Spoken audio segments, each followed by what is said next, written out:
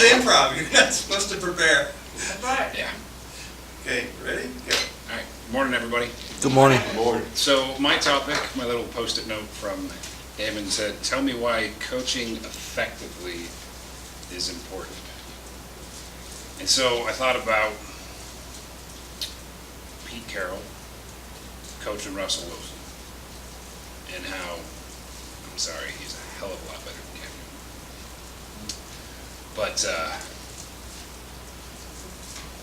I decided to bring it back down to what coaching is here for us at Ingersoll Rand and how coaching effectively is so important. And as I thought about it, I realized that it's important from two perspectives. One, because the company's most valuable asset is the employee. It's our people. And we need to coach them effectively, and we need to train them effectively so they can perform their job effectively and go home at the end of the day knowing they've done well.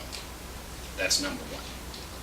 And then number two, we need to coach our team and our employees effectively because we need to maintain a standard and we need to put out a quality product to our customer. So coaching effectively is basically going to be same job, same way, every time, everybody. Coaching our employees on a personal level, when we give them our job instruction, when we teach them how to do a job, and we have the major steps, we have the key points, and then we have the reasons. Well, when we do the major steps, we're showing them what they're doing. When we do the key points, we're showing them how we're doing it. And that's good for the company. But when we give them the reasons to do it, that gives them a purpose in that job.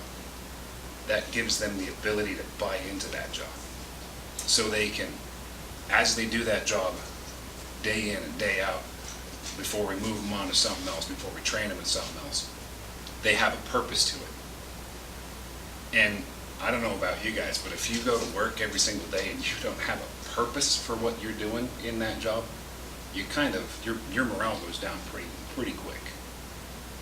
So by giving our employees the opportunity to buy into something ensures that at the end of the day, they go home, they're like, I did a great job, and I made a difference. And we do that through coaching and coaching effectively. So I thought about what our motto is. If the student hasn't learned, then the instructor hasn't taught. I thought about how we talk about standard work and standardized work charts and all of that, and I came to the realization that not just same job, same way, every time, everybody, but it's while that little mantra right there sounds good, it does kind of lack a little personal connection because we start off with saying same job, same way. But from a coaching perspective, when we learned what job instruction was the way to get a person to quickly remember how to do a job correctly, safely, and conscientiously. And in that one, it's the way to get a person. It starts off with the person.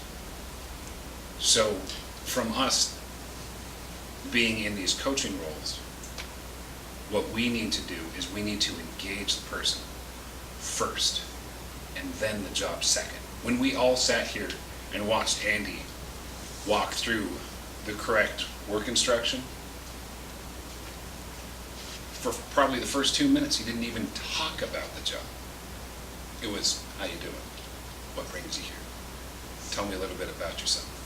He was working to set us at ease. And only then, when he had established a bit of a relationship, did he go into the instructing. That's coaching first, because what he was doing was he was engaging our minds. He was engaging our hearts at the same time. He causing us to warm up to him. So that way, when it does actually come time to do the job, we're already bought in. And that's what effective coaching is. And that's why it's so important, because when Andy's done with the instruction, and he says, I've got to go to a meeting, I'll be back to check on you. We're already bought in on that job. We know how to do it, and we know why we're doing it. We have a purpose for it, and it's because of his effective coaching. Thank you. job.